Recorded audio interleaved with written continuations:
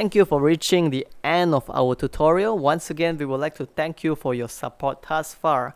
And if you find what we do here to be helpful, please help us by leaving a like, comment, subscribe, and share our videos.